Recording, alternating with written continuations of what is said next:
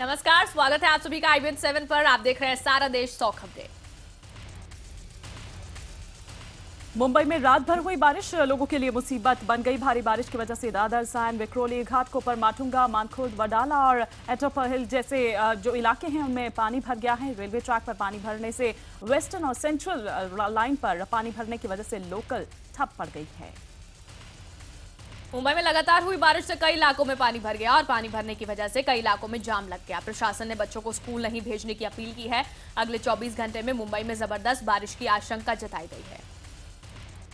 वहीं दोपहर करीब 2:30 बजे मुंबई के समुद्री तटों पर हाई टाइड की आशंका जताई गई है, जहां पर 4.47 मीटर की लहरें उठ सकती है। इसीलिए लोगों को समुद्र किनारे न जाने की हिदायत दी गई है।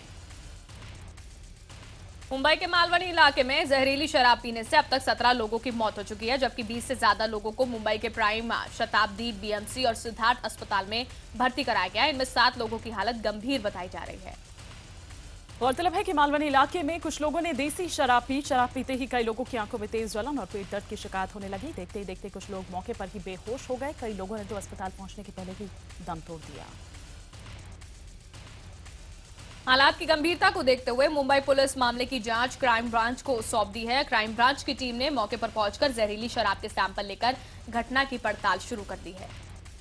इस मामले में क्राइम ब्रांच ने एक शख्स को हिरासत में भी लिया है। महाराष्ट्र के मुख्यमंत्री देवेंद्र फडणवीस ने 2 दिनों के भीतर इस जांच की रिपोर्ट तलब की है। बीजेपी के वरिष्ठ नेता लालकृष्ण आडवाणी ने इंडियन एक्सप्रेस अखबार को दिए इंटरव्यू में देश में एक बार फिर आपातकाल की आशंका से इंकार नहीं किया है। उधर आडवाणी ने इंटरव्यू में ये कहा कि मौजूदा वक्त की सियासत से उन्हें ये भरोसा नहीं होता कि नेतृत्व असाधारण है। अंग्रेजी अखबार को दिए गए इंटरव्यू में आडवाणी ने ये कहा कि लोकतंत्र के लिए प्रतिबद्धता और लोकतंत्र से जुड़ी बातों में कमी नजर आती है। आडवाणी ने साफ किया कि वो ये नहीं कह रहे हैं कि सियासी नेतृत्व अनुभवी नहीं है, लेकिन कमियों के कारण विश्वास नहीं होता। आडवाणी ने कहा कि उन्हें भरोसा नहीं होता कि आपातकाल दोबारा नहीं लगाया जा सकता। लालकृष्ण आडवाणी के इंटरव्यू पर बीजेपी का यह कहना है कि वो किसी एक व्यक्ति पर निशाना नहीं साध रहे, बल्कि संस्थाओं के बारे में बोल रहे हैं। बीजेपी प्रवक्ता MJ अकबर ने कहा कि भारत का लोकतंत्र इतना मजबूत है कि आपातकाल जैसे हालात फिर पैदा होना मुमकिन नहीं है। उन्होंने कहा आडवाणी इमरजेंसी की बरसी पर बोल रहे थे, उनके बयान को किसी संदर्भ में नहीं देखा जाना चाहिए। आडवाणी के इंटरव्यू पर राष्ट्रीय स्वयंसेवक संघ के अखिल भारतीय प्रचार प्रमुख डॉक्टर मनमोहन वैद्य ने ट्वीट किया। उन्हें अपने ट्वीट के जरिए वैद्य ने यह साफ कर दिया कि भारत में वर्तमान परिदृश्य में इमरजेंसी जैसी स्थिति दिखाई नहीं दे रही। बीजेपी के वरिष्ठ नेता लालकृष्ण आडवाणी के इमरजेंसी पर दिए बयान के बाद कांग्रेस समेत विपक्षी दलों ने बीजेपी को जमकर घेरा। कांग्रेस नेता सलमान खुर्शीद ने कहा आडवाणी ने किसी भी संदर्भ में ये कहा होगा कि लेकिन बीजेपी की अंदरूनी लड़ाई सामने आ गई है। आडवाणी के इंटरव्यू पर बिहार के मुख्यमंत्री नीतीश कुमार के मुताबिक आडवाणी की चिंता को दरकिनार नहीं किया जा सकता है और बीजेपी की हालत खराब है। समाजवादी पार्टी नेता नरेश अग्रवाल के मुताबिक आडवाणी की चिंता के बावजूद देश में इमरजेंसी नहीं लगेगी। वहीं आम आदमी पार्टी के संयोजक और दिल्ली के मुख्यमंत्री अरविंद केजरीवाल ने इमरजेंसी को लेकर लालकृष्ण आडवाणी के बयान का समर्थन किया है। इधर अरविंद केजरीवाल ने ट्वीट कर कहा कि आडवाणी की आशंका सही है, भविष्य में इमरजेंसी की आशंका नकार नहीं सकते। वहीं केजरीवाल ने ट्वीट के जरिए सवाल भी पूछा कि क्या दिल्ली इसका पहला प्रयोग है। ललित मोदी मामले में नाम आने पर कांग्रेस ने राजस्थान की CM वसुंधरा राजे के इस्तीफे की मांग की है। राजस्थान कांग्रेस के राष्ट्रीय महासचिव CP जोशी ने वसुंधरा की बर्खास्तगी की मांग करते हुए कहा कि वसुंधरा के बेटे दुष्यंत सिंह और ललित मोदी के बीच काले धन का लेन देन हुआ है। वसुंधरा के इस्तीफे की मांग पर राजस्थान सरकार में मंत्री राज्यवर्धन सिंह राठौड़ ने यह कहा कि वसुंधरा राजे के साथ पूरी पार्टी है और वो इस्तीफा नहीं देंगी। आनंदपुर साहिब के 350वें स्थापना दिवस के मौके पर बड़े स्तर पर कार्यक्रम की तैयारी है। स्थापना दिवस को देखते हुए पंजाब सरकार की तैयारियां जोरों पर हैं। इस कार्यक्रम में केंद्रीय गृह मंत्री राजनाथ सिंह और बीजेपी के राष्ट्रीय अध्यक्ष अमित शाह भी मौजूद रहेंगे। इस कार्यक्रम में राजस्थान की मुख्यमंत्री वसुंधरा राजे भी शिरकत करेंगी। ललित मोदी मामले में नाम सामने आने के बाद पहली बार वसुंधरा राजे राजनाथ सिंह और अमित शाह के साथ ये मंच साझा करेंगी। कांग्रेस उपाध्यक्ष राहुल गांधी आज 45 साल के हो गए हैं। इस मौके पर कांग्रेस पार्टी राहुल गांधी का जन्मदिन धूमधाम से मनाने की तैयारी कर रही है। राहुल के जन्मदिन पर प्रदेश कांग्रेस कार्यालय में जोर शोर से तैयारियां चल रही हैं। ऐसी संभावना है कि इस बार राहुल अपना जन्मदिन दिल्ली में ही मनाएंगे। पंजाब के फतेहगढ़ साहिब में खुदकुशी करने वाले किसान सुरजीत सिंह के परिवार से कांग्रेस उपाध्यक्ष राहुल गांधी ने मुलाकात की। इस दौरान राहुल ने परिजनों को ढांढस बंधाया। पिछले हफ्ते कर्ज से तंग आकर सुरजीत ने खुदकुशी कर ली थी। आपको बता दें, इससे पहले 28 अप्रैल को जब राहुल गांधी पंजाब दौरे पर आए थे, तब इस परिवार के किसान सुरजीत सिंह से भी मिले थे। इस दौरान सुरजीत ने राहुल को किसानों की समस्या के बारे में बताया था। दिल्ली एंटी करप्शन ब्यूरो के प्रमुख मुकेश मीणा के खिलाफ एक रिटायर्ड पुलिस इंस्पेक्टर ने सीएम केजरीवाल से भ्रष्टाचार की शिकायत की है। रिटायर्ड इंस्पेक्टर जवाहर ने आरोप लगाया कि दिल्ली पुलिस ट्रेनिंग में तैनात रहते हुए मुकेश मीणा ने 20 लाख रुपए के पर्दे खरीदने के मामले में अनियमितता की थी।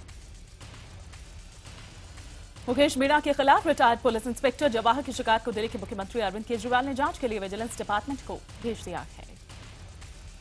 आय से अधिक संपत्ति मामले में हिमाचल प्रदेश के सीएम वीरभद्र सिंह के खिलाफ सीबीआई ने प्राथमिक जांच शुरू कर दी है। वीरभद्र सिंह, उनकी पत्नी प्रतिभा सिंह, बेटे विक्रमादित्य सिंह और बेटी अराजिता सिंह के साथ साथ एलआईसी के एजेंट के खिलाफ पीआई शुरू की गई है।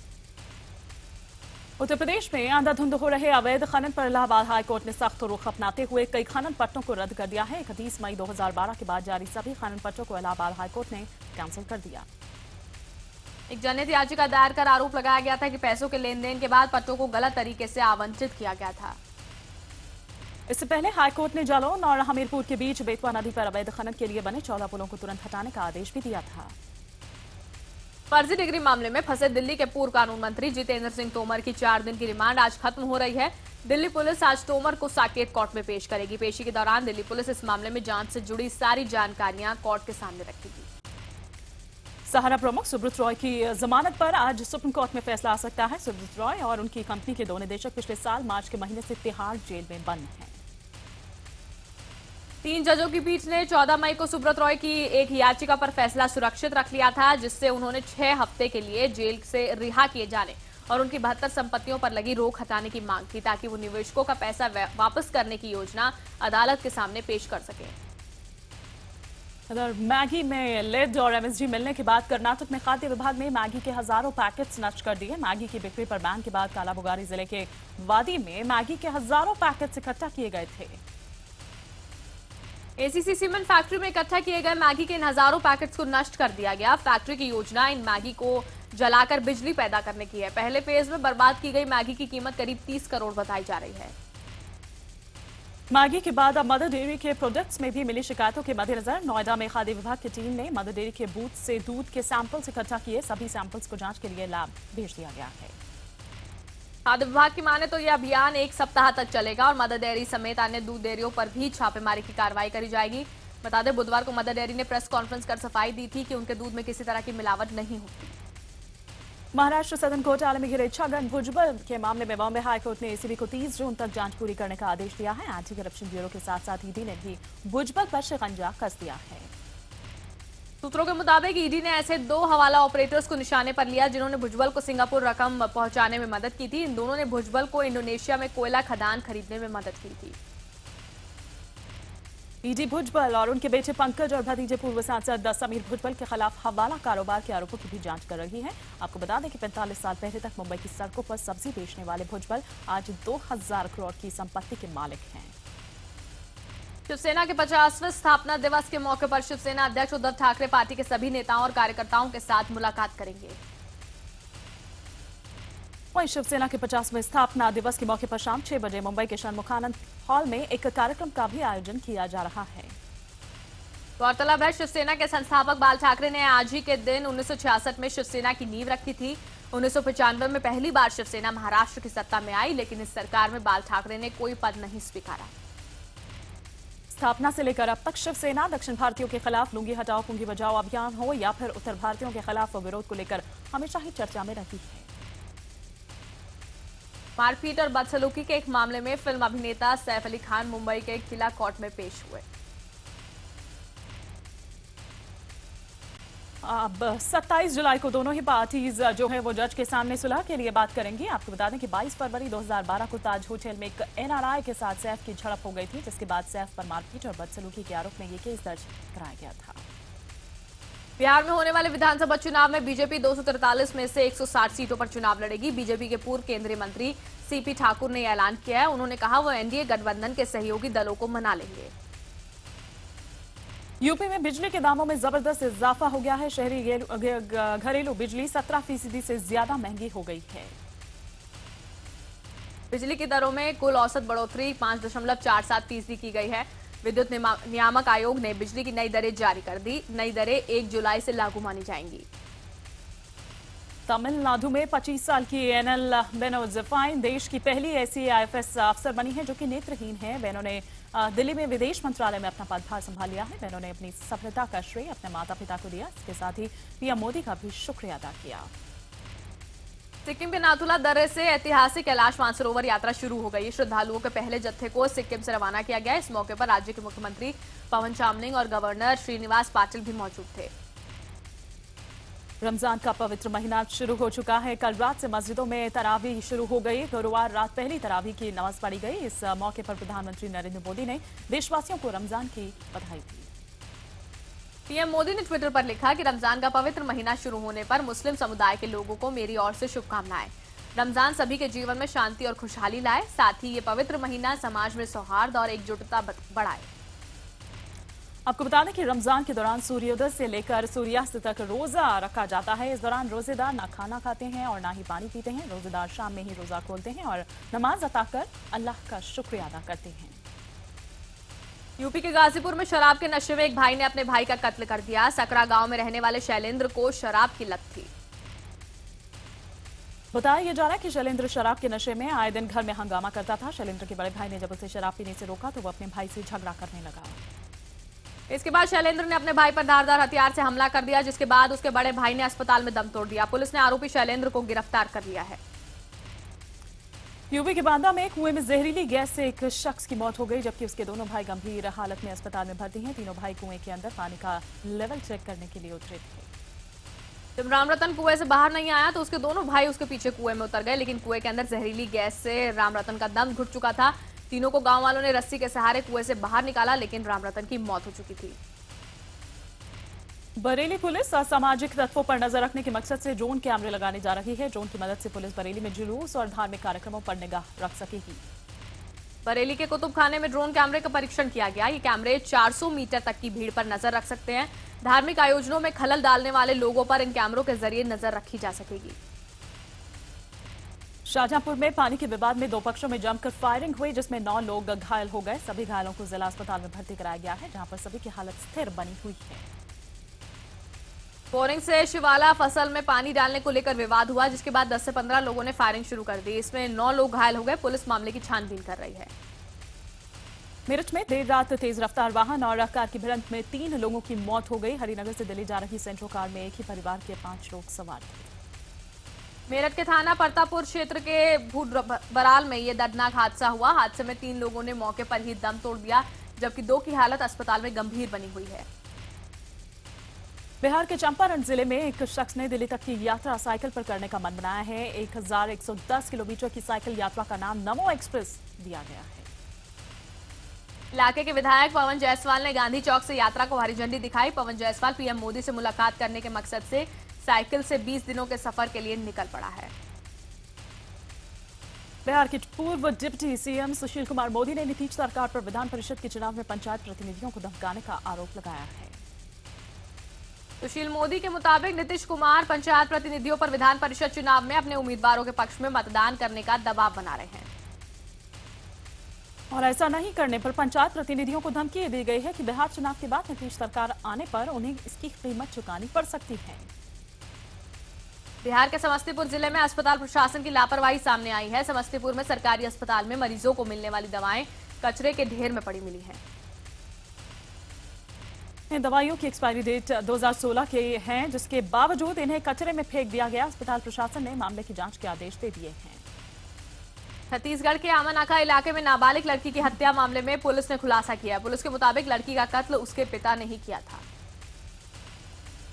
आरोपी बाबूराम की बेटी एक लड़के से प्यार करती थी और घर से भाग गई थी। जब वो वापस लौटी तो उसके पिता बाबूराम ने गुस्से में उसका कत्ल कर दिया।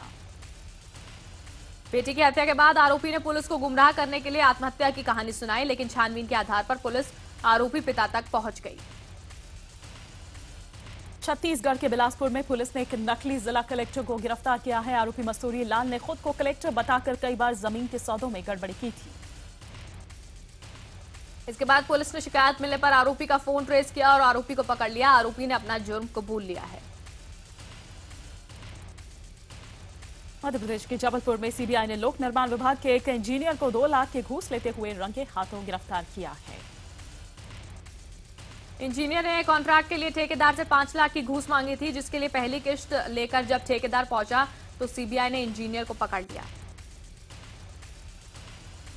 वहीं मध्य प्रदेश के ही अनूपपुर जिले में कलयुगी बच्चों ने अपने बूढ़े माँ बाप को घर से निकाल दिया। चेतन राम पटेल के 5 बच्चों ने संपत्ति की खातिर अपने बूढ़े माँ बाप को घर से निकाल दिया, जिसके बाद से वो दर-दर की ठोकरें खाने को मजबूर हैं। राजस्थान के जयपुर में मानक चौक पर 2 बदमाश एक जेवर की दुकान से लाखों के कीमती रत्न लेकर फरार हो गए। बदमाशों की चोरी दुकान पर लगे सीसीटीवी कैमरास में कैद हो गई। दुकानदार के मुताबिक 2 लोग जेम्स खरीदने के लिए उनके के बहाने उसकी दुकान में घुसे थे और इसी दौरान इसको अंजाम दिया गया। अजमेर में एक शादी के दौरान दुल्हन के कमरे से 2 लाख रुपए की चोरी का मामला सामने आया। शादी समारोह में दुल्हन के कमरे से 2 लाख रुपए से भरा बैग चोरी हो गया। शादी समारोह में चोरी की ये वारदात सीसीटीवी कैमरे में कैद हो गई। इसमें 2 बच्चे चोरी करते हुए नजर आ रहे हैं। अजमेर के पंचोली चौराहे पर दिन दहाड़े चोरों ने एक दुकान से 7 तोला सोना चुराया और चलते बने। जब तक दुकानदार को पता चला तब तक चोर हाथ साफ करके निकल चुके थे। ये घटना दुकान में लगे सीसीटीवी कैमरा में कैद हो गई। वहीं सीसीटीवी फुटेज के आधार पर पुलिस ने मामले की जांच शुरू कर दी है।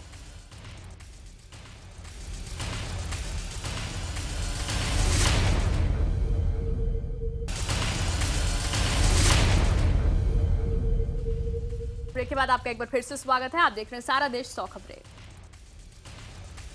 भारत और बांग्लादेश के बीच पहले वनडे मैच में भारतीय टीम को शर्मनाक हार मिली है। बांग्लादेश से मिले 308 रनों के लक्ष्य का पीछा करते हुए टीम इंडिया सिर्फ 228 रनों पर ढेर हो गई और बांग्लादेश ने मैच 79 रनों से जीत लिया।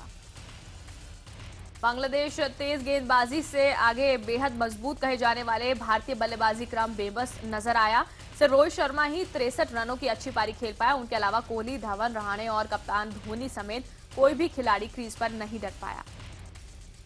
बांग्लादेश की ओर से मुस्तफिजुर रहमान ने अपने डेब्यू मैच में कातिलाना गेंदबाजी करते हुए 5 विकेट झटक लिए और टीम इंडिया की कमर तोड़ दी। मुस्तफिजुर को इस शानदार प्रदर्शन के लिए मैन ऑफ द मैच चुना गया। इसी के साथ बांग्लादेश ने 3 मैचों की वनडे सीरीज पर 1-0 से बढ़त बना ली है। अब सीरीज का अगला मैच 21 जून को खेला जाएगा। आज वरुण धवन और श्रद्धा कपूर की फिल्म ABCD पार्ट 2 रिलीज हो रही है। फिल्म के डायरेक्टर रेमो डिसूजा हैं। ये फिल्म डांस पर आधारित है। फिल्म के प्रोमो में ही डांस के एक से एक बढ़कर स्टेप्स देखे जा सकते हैं। ये फिल्म ABCD की सीक्वल है। फिल्म में इन दोनों के अलावा प्रभुदेवा, लॉरेन, राघव जुयाल और धर्मेश भी मुख्य भूमिका में हैं। ABCD फिल्म की कहानी कोरियोग्राफर विष्णु, विनी और सुरेश की जिंदगी पर आधारित है। सलमान खान की फिल्म बजरंगी भाईजान का ट्रेलर रिलीज हो चुका है। खुद सलमान खान ने अपने ट्विटर हैंडल पर इसका ट्रेलर डाला। इस फिल्म में सलमान करीना के साथ साथ नवाजुद्दीन सिद्दीकी मुख्य किरदार में नजर आएंगे। कबीर खान निर्देशित इस फिल्म को ईद के मौके पर रिलीज किया जाएगा।